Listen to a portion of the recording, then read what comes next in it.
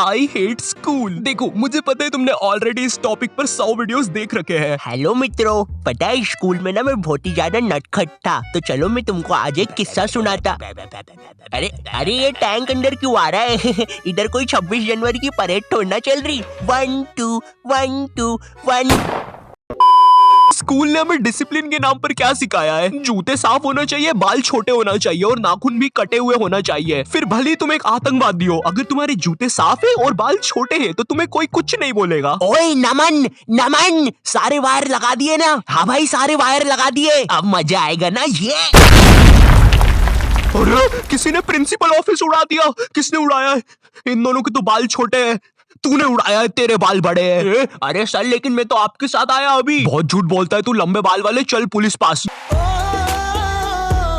मेरे स्कूल में असेंबली के टाइम पर रोज बच्चों के बाल, नाखून और जूते चेक होते थे, और जिन बच्चों के नाखून या बाल बड़े होते थे या जूते साफ नहीं होते थे उन्हें स्टेज पर ले जाके खड़ा कर देते थे ताकि उन्हें शर्म आए और वो अगले दिन से अच्छे बन के आए। पर पता है क्या, स्कूल के बच्चे बहुत अलग आते हैं, उन्हें नहीं आती शर्म वरम। वो बच्चे स्टेज के ऊपर से हाथ हिला रहे हैं नालायकों जैसे। विवेक विवेक इधर, विवेक देखना इधर। उधर बेचारा विवेक मुंह छुपा रहा है।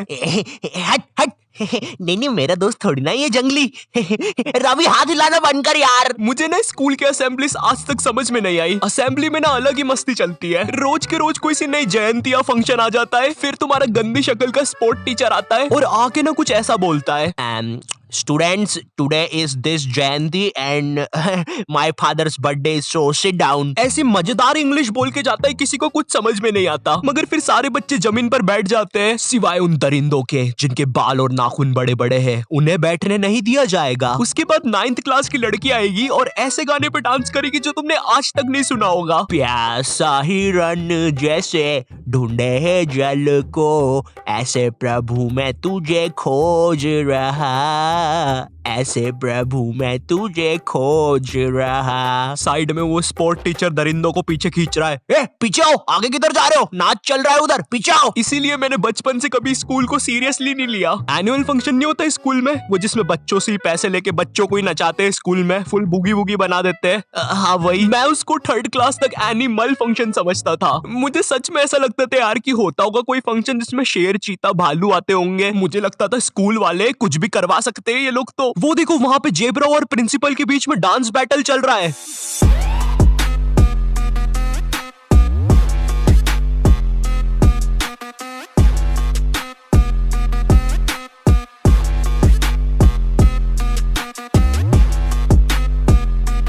तो मैं स्कूल में बहुत पिटा हूं बचपन से अभी तक। होमवर्क नहीं किया, पोएम याद नहीं की, वो बच्चे मस्ती कर रहे हैं। Twinkle twinkle twinkle. हाँ 3 बार ट्विंकल कैसे बोला तू? Twinkle little star. एक टाइम तक तो स्कूल जाने का मेरा मकसद ही यही था। आज मुझे फिर से स्कूल में मार खानी है। शाबाश।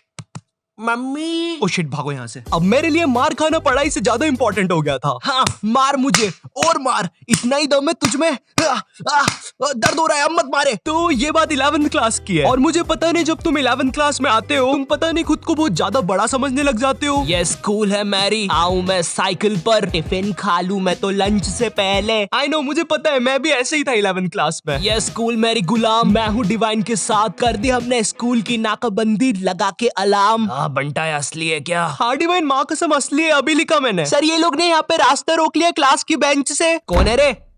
लग रही है। बंटा ये तो नंगी पीठ पे चट मार रहा है। ओह वैसे हाँ, 11th क्लास में मेरी एक गर्लफ्रेंड भी हुआ करती थी। उसका नाम देंगे हम लोग शार्लेट। और अभी के लिए बस इतना याद रखो, ये बहुत ही बेवकूफ लड़की थी। इतनी ज्यादा कि इसको अगर तुम बोलोगे हाँ ये देखो ये ड्रैगन है। ओ ड्रैगन, मुझे तो डर लग रहा है। हाँ ये लड़की थी मेरी गर्लफ्रेंड। उस हिसाब से तो ज्यादा बेवकूफ मैं हुआ। टीनेज में अक्सर अजीब चीजें होती है राइट? कभी तुम्हारा मन किसी भी चीज में नहीं लगता है, तुम चाहते हो कि बस जैसे तैसे ये दिन निकल जाए। और कभी कभी ऐसा होता है कि तुम्हें दुनिया भर की सारी चीजें करनी है। तुम्हें छत से कूदना है, सर के बल घूमना है, अपने छत पर बैठे हुए बंदर को छेड़ना है। साला मोटा बंदर बैठ के केला खा रहा था, उधर भगा दिया साले को, अब नहीं आए। भाई सही बोल रहा हूँ, बंदरों को मत छेड़ना वरना वो पकड़ लेते हैं फिर ग्रुप बना के मारते हैं। एनीवेज, तो ये कहानी जब हम 11th क्लास में नए नए प्रमोट हुए थे। हाँ, इसीलिए वीडियो के स्टार्टिंग में टीनेज और 11th क्लास की इतनी सारी बातें बताई ताकि तुम लोग मेरी वीडियो से रिलेट कर सको, क्योंकि मुझे बहुत अच्छा लगता है जब तुम में से कोई ऐसा लिखता है। ओ भाई, कितनी रिलेटेबल वीडियो बना दी है तो। यस, इसीलिए तो मैं जीता हूँ। खैर, तो तुम लोग को पता होगा 11th क्लास में हमको एक सब्जेक्ट चूज करना पड़ता है और यही चीज की वजह से तुम्हारे 10th के सो कॉल्ड फ्रेंड्स तुमसे अलग हो जाते हैं। हाँ, यही चीज मेरे साथ हुई थी। मेरे कुछ दोस्तों ने कॉमर्स ले लिया था और कुछ ने मैथ्स। हालांकि वो लोग अब मेरे दोस्त नहीं है, मगर जब भी मैं उनके बारे में सोचता हूँ नैनी, क्या तुम मुझे तुम्हारा खरगोश दे सकती हो सिर्फ 2 मिनट के लिए? अरे अच्छा, ठीक है। Thank you. ये लो नैनी। Okay bye. अरे मगर इसमें से धुआं क्यों निकल रहा है?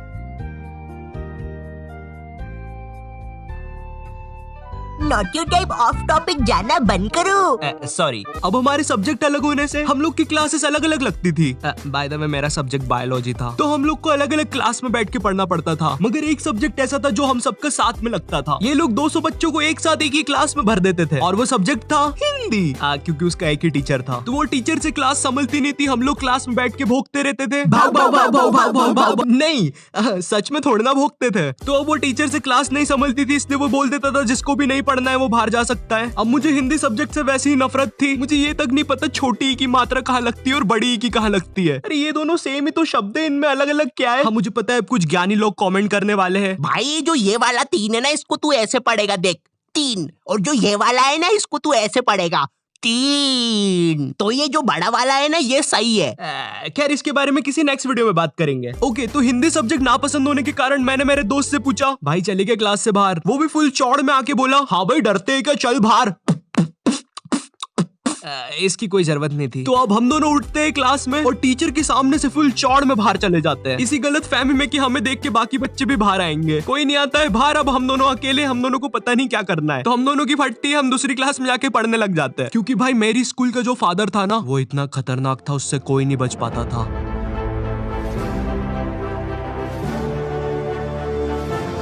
चल चल वहाँ चल, वहाँ चल। हाँ हाँ, मुझसे बच के कोई नहीं जा सकता। हाँ, अब बच के कहाँ जाओगे?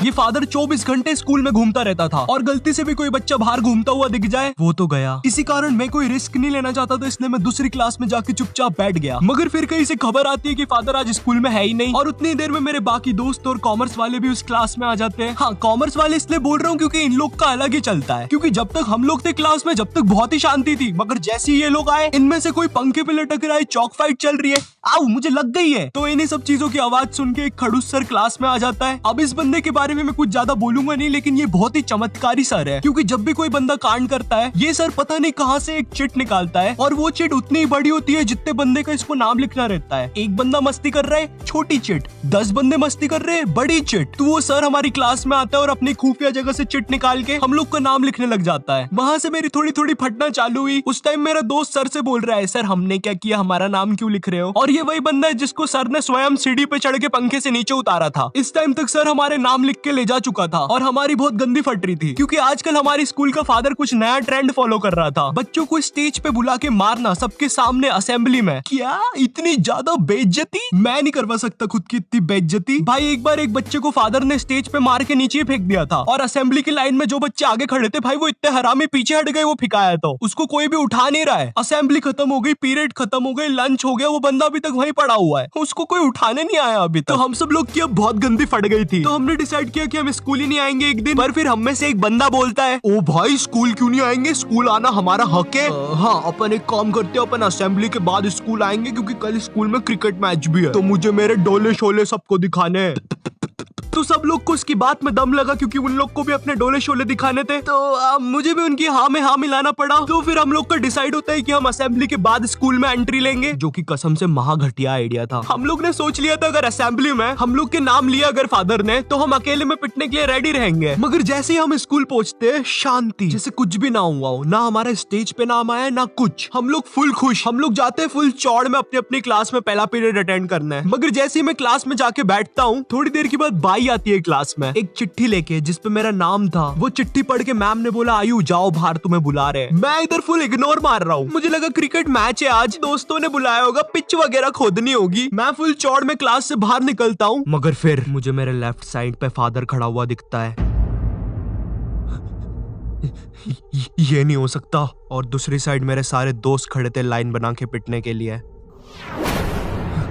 ये क्यों हो रहा है हमारे साथ? और मैं ये लाइन में सबसे आगे क्यों खड़ा हुआ हूँ? तो अब मैं कुछ कर नहीं सकता था, इसलिए मैं भाग के लाइन में पीछे चला गया। भाई मैं नहीं मर रहा सबसे पहले। थोड़ी देर के बाद फादर हमारे पास आते हैं और हमें अपना अपना बैग लाके स्कूल से बाहर जाने को बोलते हैं, जो कि काफी अच्छी चीज थी अपनी क्लास के सामने मार खाने से। तो हम जैसे ही हमारा बैग लाने पलटते हैं, मेरा आई कांटेक्ट हो जाता है मेरे एक दोस्त से, जो कि बहुत अजीब मुंह बना के जा रहा था। वो देख के मुझे बहुत गंदी हंसी आ जाती है और मैं जम से हंस देता हूँ और वो मुझे देख के हंसने लग जाता है और हमारी हंसी फादर सुन लेते हैं।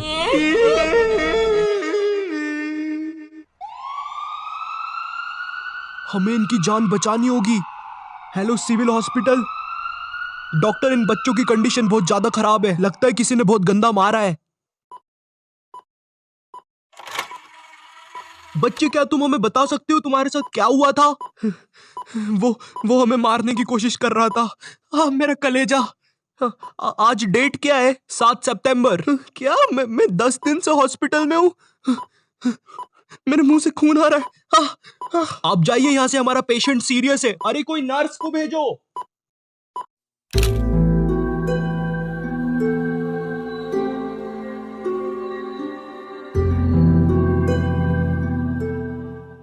इस हादसे के बाद स्कूल को बंद कर दिया जाता है और फादर को मेंटल हॉस्पिटल भेज दिया जाता है। इस हादसे के बाद ये भी पता चलता है कि स्कूल कब्रिस्तान के ऊपर बनी हुई थी। सूत्रों के हिसाब से पता चलता है कि फादर कभी भी मेंटल हॉस्पिटल से भाग सकता है और वो वापस आकर उन 2 बचे हुए बच्चों की भी बलि चढ़ा देगा।